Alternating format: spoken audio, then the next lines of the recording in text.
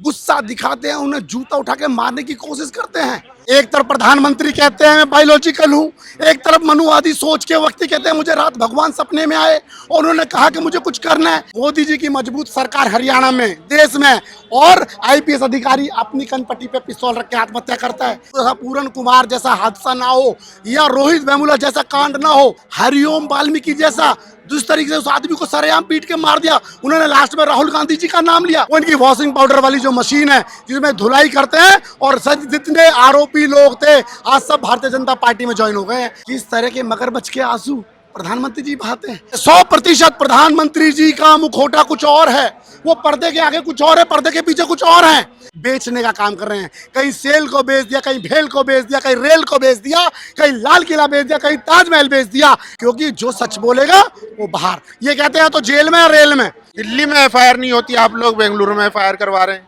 देखिए दिल्ली में कोई सुन नहीं रहा, जहां नहीं सुनेगा क्या करें। गूंगी और बहरी सरकार, पता है इनको सब कुछ हो रहा है, उसके बाद नहीं सुनना चाहता। आपके नैतिकता बची हुई है तो आप इस्तीफा दीजिए। देश में लगातार बढ़ती हुई एट्रोसिटी के खिलाफ आज अंबेडकर भवन से संसद के लिए संविधान सम्मान यात्रा का आयोजन किया गया था, लेकिन पुलिस ने परमिशन न होने के चलते वो यात्रा रोक दी। उसी पर बात करने के लिए हमारे साथ मौजूद है वर्मा जी, ओबीसी चेयरमैन दिल्ली प्रदेश के, से बात करेंगे। क्या कहेंगे सर, जिस तरीके से लगातार हमले बढ़ते जा रहे हैं? देखिए आज पूरे देश के अंदर जिस तरह का वातावरण भारतीय जनता पार्टी की सरकार ने, उनके मंत्री से लेकर संतरी तक जिस तरीके से उन्होंने कब्जा किया, संवैधानिक संस्थाओं को अपने कब्जे में किया, अघोषित इमरजेंसी देश में लागू कर दी गई है। आज जो इस देश को चलाने वाली सबसे बड़े न्यायाधीश सीजेआई के सामने जाकर के और मनुवादी सोच के आरएसएस और भारतीय जनता पार्टी के लोग गुस्सा दिखाते हैं, उन्हें जूता उठा के मारने की कोशिश करते हैं। और आज 7 तारीख को हरियाणा के अंदर आईपीएस पूरन कुमार जी जैसे आईपीएस अधिकारी, इतने उनको प्रताड़ित किया जाता है उन्हीं के डिपार्टमेंट के लोगों के द्वारा, शासन और प्रशासन के द्वारा। आज ये बहुत दुर्भाग्य का दिन है। देश को शायद ऐसी उम्मीद नहीं थी कि जिस तरह का शोषण आज देश के अंदर इन संस्थाओं को कब्जा करके और पूरी तरीके से मनुवादी सोच को देश में लागू करने का काम किया जा रहा है। आज उसी को लेकर संविधान को बचाने की यात्रा हमारे SC ST के राष्ट्रीय चेयरमैन ने कॉल किया, और जिसमें ओबीसी वर्ग को, SC ST और माइनॉरिटी, पीडीए, पिछड़े, दलित, आदिवासी और माइनॉरिटी 85% आबादी को आज हमने अपना संदेश दिया है कि देश में 12 और 13% लोग जो मनुवादी सोच रखते हैं इस देश को तोड़ने का काम कर रहे हैं। ये देश ना पहले कभी टूटा है, ना आज हम टूटने देंगे। लेकिन जो वकील हैं वो कह रहे हैं कि मुझे दिव्य शक्ति परेशान कर रही थी कि ये लगातार जो है इस तरीके के स्टेटमेंट या किसी भी जरिए से अपमान कर रहे थे सनातन का। एक तरफ प्रधानमंत्री कहते हैं मैं बायोलॉजिकल हूँ, एक तरफ मनुवादी सोच के व्यक्ति कहते हैं मुझे रात भगवान सपने में आए और उन्होंने कहा कि मुझे कुछ करना है। अरे आपको करना तो अच्छे काम कीजिए, जो संस्कार हमें सनातन धर्म देता है। सनातन धर्म हमेशा हर एक के धर्म की, सम्मान की, जाति बरादरी में सबको भाईचारा का संदेश देता है।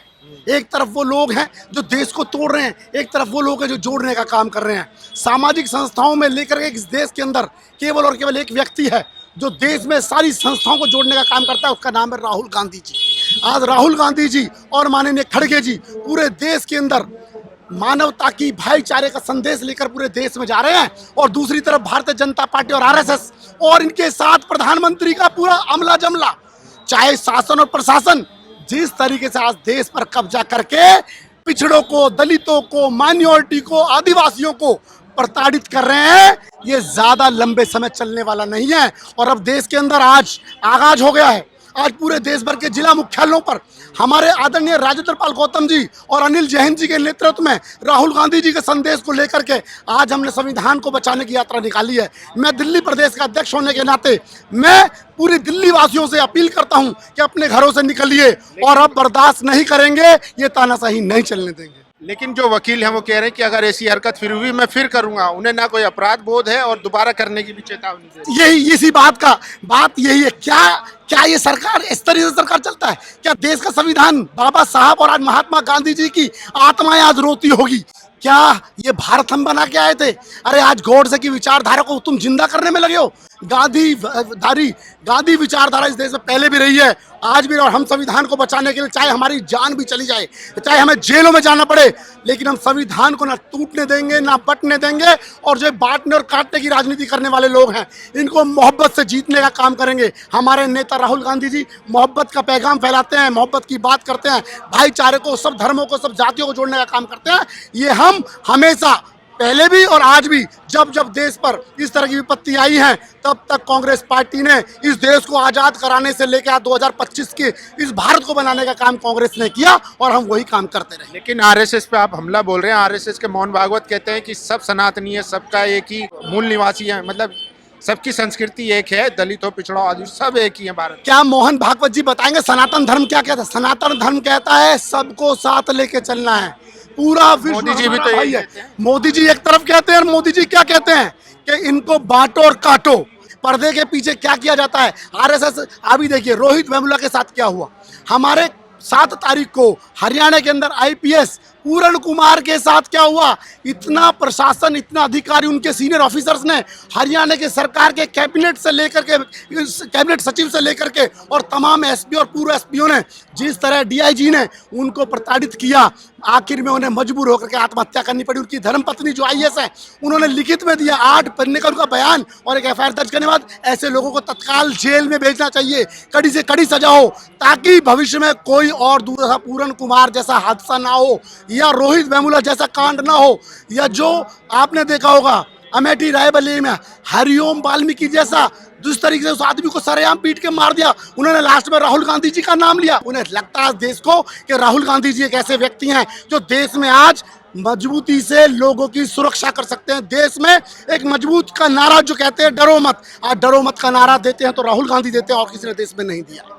लेकिन योगी में बाबा कह रहे हैं कि सब सनातनी है, अगर सबको सुरक्षित रहना है तो सनातन में आ जाओ। सनातन ये कहता है सबको अपने अपने धर्म, और देखिए ये हिंदुस्तान की परंपरा, इंडिया की परंपरा, भारत का ये तो भारत कहता है हिंदू मुस्लिम सिख ईसाई, इस देश में सब भाई भाई का नारा, और आज से नहीं है, सदियों से है। अरे ये कहते हैं कि आज मुसलमानों की जनसंख्या आएगी, कब्जा कर लेंगे। हिंदू और मुसलमान क्यों? पूरे देश में ना रोजगार की बात है, ना महिलाओं के सम्मान की बात है। आज महिलाओं के साथ किस तरह अत्याचार हो रहा है, युवाओं को नौकरी नहीं है, बेरोजगार। इन्होंने कहा था हम हर वर्ष, मोदी जी ने 2014 में नारा दिया था कि अच्छे दिन लाएंगे, 2 करोड़ रोजगार हर वर्ष देंगे। मोदी जी आज 11 वर्ष हो गए, 22 करोड़ युवाओं को रोजगार दिया। अरे 22 करोड़ युवाओं को आपने सड़कों पर मरने को मजबूर कर दिया। आज नौकरी सेक्टर, नौकरी नहीं है, युवाओं पे नौकरी नहीं है, और वो कहते हैं तलवार निकालो, आरएसएस के में जाओ, आरएसएस के कैंप ज्वाइन धर्म भी करो। तो बचाना है सर। ये धर्म ऐसे बचेगा? हम अपने साथियों को, अपने भाइयों को, इस परंपरा का हम कत्ल कर दें तो ये धर्म बचेगा? कोई धर्म नहीं सिखाता। ये तो हमारी सनातन का अपमान करेगा तो उसको तो किसने सनातन का अपमान वो कर रहे हैं जो सनातन का झूठा ढोंग कर रहे हैं। कोई सनातन का विरोध नहीं कर रहा। आज सनातन धर्म में मानने वाले, मैं खुद सनातनी हूँ, इनसे बड़ा सनातनी मैं हूँ, लेकिन मुझे पता है कि प्यार और भाईचारा, हमारे संस्कार हमें क्या दिए, हमारे माता पिता ने इस देश को क्या दिया। आज सुभाष चंद्र बोस जी की भी आत्मा रोती होंगी जिन्होंने कहा था तू मुझे खून दो मैं तुम्हें आज़ादी दूंगा। क्या यही आज़ादी देने के लिए आज देश में? तो मैं समझता हूँ मोदी जी, आरएसएस और भारतीय जनता पार्टी, अगर थोड़ी सी भी आपके नैतिकता बची हुई है तो आप इस्तीफा दीजिए, नहीं तो आपके खिलाफ सड़कों पर ये आपके सामने आज शुरुआत हुई है। और ये मैं आज कहना चाहता हूँ, अभी तो ये अंगड़ाई है, आगे और लड़ाई है। लेकिन प्रधानमंत्री को भी तो दुख होता है जब दलितों पर हमले होते हैं, वो भी रोते हैं, वो भी कहते हैं कि मेरे भाइयों को मत मारो। किस तरह के मगरमच्छ के आंसू प्रधानमंत्री जी बहाते हैं। प्रधानमंत्री जी को अगर दुख होता तो मणिपुर में हमारी बहनों के साथ किस तरह प्रधानमंत्री का दुख मगरमच्छ के आंसू। 100% प्रधानमंत्री जी का मुखौटा कुछ और है, वो पर्दे के आगे कुछ और है, पर्दे के पीछे कुछ और है। मोदी जी, मैं आपसे विनम्रता से कहना चाहता हूं कि आज पीड़ित हैं, पिछड़े, दलित, माइनॉरिटी और आदिवासियों को आज आपसे जो उम्मीद थी वो सब खत्म हो चुकी है। अब जरा सी भी नैतिकता है तो अपने पूरे मंत्रिमंडल को लेकर के इस्तीफा दीजिए और वापस कांग्रेस की सरकार देश में लाएंगे। अमन, शांति, भाईचारा हम स्थापित करने का मोदी जी का इस्तीफा मांग रहे हैं। निश्चित रूप से मोदी जी को इस्तीफा मांग रहे हैं। क्या कर दिया उन्होंने? मोदी जी ने आज जो इस तरह का माहौल देश में बनाया उसके पीछे किसका हाथ है? सरकार मजबूत भी तो हुआ है। ये मजबूती है, ये मजबूत सरेआम आईपीएस अधिकारी जिसकी 19 बार उसने खुद डिपार्टमेंट को लिख लिख के दिया, उसके बाद कोई सुनवाई नहीं हुई। और आखिर में वो मोदी जी की मजबूत सरकार हरियाणा में, देश में, और आईपीएस अधिकारी अपनी कनपट्टी पे पिस्तौल रख के आत्महत्या करता है। क्या ये मोदी जी का संदेश है? तो साजिश करने के लिए एक बनाया जाता है कि क्या साजिश? जिन लोगों मोदी जी ने को बदनाम करने के लिए। निश्चित रूप से जिन्होंने किया है, जो दलित और ओबीसी के नाम पे प्रधानमंत्री भी बन के आए थे, आज सबसे ज्यादा दुखी ओबीसी है, आज मुस्लिम भाई हैं, आज दलित हैं, उनका दुख इन्हें नहीं दिख रहा। इन्हें अपने 5 पूंजीपति लोगों को लेकर के इस देश को बेचने का काम कर रहे हैं। कहीं सेल को बेच दिया, कहीं भेल को बेच दिया, कहीं रेल को बेच दिया, कहीं लाल किला बेच दिया, कहीं ताजमहल बेच दिया। ऐसे लोगों ने इस देश को बर्बाद करने का काम किया।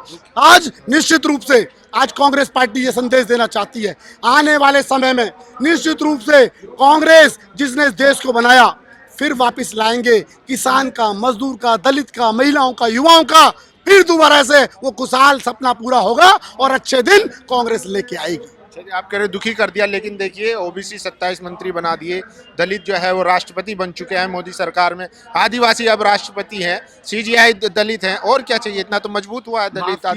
माफ कीजिए, मुझे बड़ा दुख होता है। जिस राष्ट्रपति महोदय की बात कर रहे हैं, अभी हौज खास के अंदर मंदिर है, वहाँ राष्ट्रपति जी गई थी। आपको मालूम है क्या हुआ? उनके कैबिनेट के 2 मंत्री मंदिर के अंदर खड़े और राष्ट्रपति जी को अंदर नहीं जाने दे रहे। वहाँ के पंडित और पुरोहित कहते हैं कि ये अपमान है। क्या है कि दलित है इसलिए अंदर नहीं जाएंगी। अरे माफ कीजिए, आप दलितों को दिखावा करते हैं और जब मंदिर में आप घुस नहीं देते। आज भी वही मनुवादी विचारधारा जो हजारों साल से जो मन बना रहा, इन मनुवादियों की हम दादागिरी नहीं चलने देंगे। इस बात का हमें निश्चित रूप से विरोध है और आज उसी को लेकर के हमने संविधान बचाना, लोकतंत्र बचाने के अब लिए तो आरएसएस उदारवादी बन गया है, सबको साथ लेकर चल रहा है। सीजीआई साहब की माता को इनविटेशन देता है आरएसएस अपने प्रोग्राम में, पूर्व राष्ट्रपति को बुलाता है। कितने लोगों को राम मंदिर के उद्घाटन में राष्ट्रपति जी थी क्या? मैं आपसे पूछना चाहता हूँ, बताइए आप राष्ट्रपति जी गई?